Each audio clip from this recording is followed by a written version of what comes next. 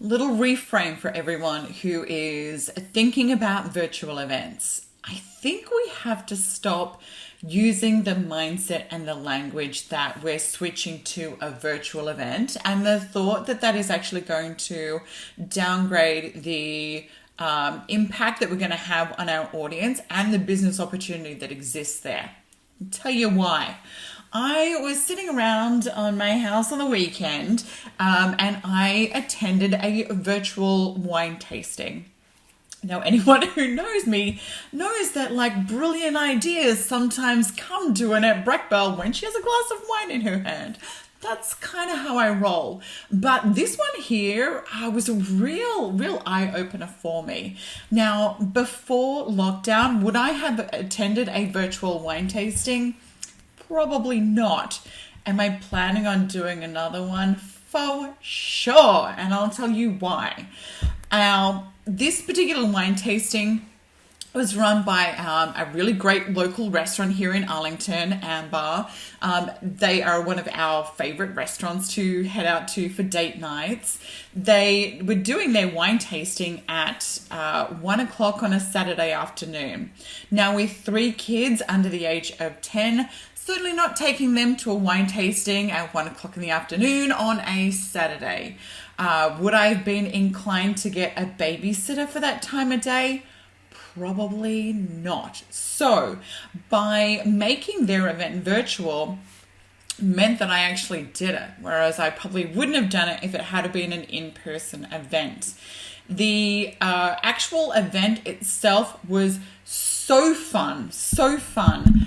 I learned a lot about the history and culture of Macedonia, which a lot of times you don't get that in a wine tasting anyway.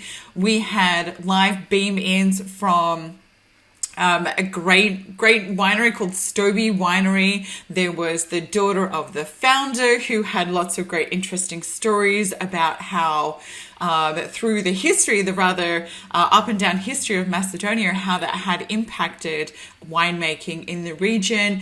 We also heard from the winemaker himself talking about how different topographical and environmental and even political events had impacted the winery and the winemaking as well. So it was really interesting and I had a really good time.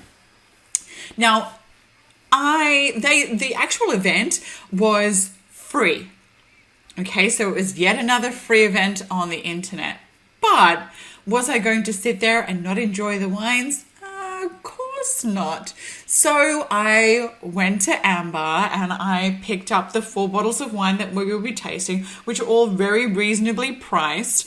But while I'm there, of course, I'm going to pick up dinner for my husband and I as well. So it turned from being a free event into business that Ambar would not have received. Now, it was still really great value for my husband and I, and we got to support our favorite local restaurant at the same time. So really, everyone is a winner in this situation. And I think that by leaning into it and being creative, they really are sort of setting the standard of what we really need to be looking at for virtual events as well.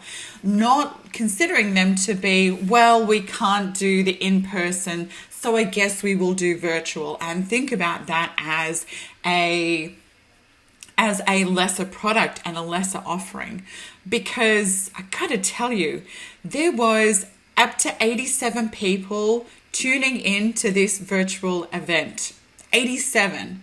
Now, if this was at that restaurant up in North Arlington, there would not have been 87 people attending. And I gotta tell you, there was like an hour and a half event and it didn't drop below 80. So to maintain a viewership between 80 and 87 for the whole event was fantastic. Now, even if just half of those people had gone out and bought the wines, that's a significant amount of business. Also, they don't have to pay rent on those spaces. So business-wise, it's actually really smart. It's actually a really smart way to be able to structure the financials of doing events. So I'd love to hear what ideas you may have going on in your event, in your organization, for how you are leveraging virtual events not to be, a poor impersonation of what a live event would be, but how you're thinking about things creatively and adding extra value to customers and adding experiences that they wouldn't have got in person. What is your equivalent of being able to live beam in a winemaker from Macedonia? Hit me up below. I'd love to continue the conversation with you.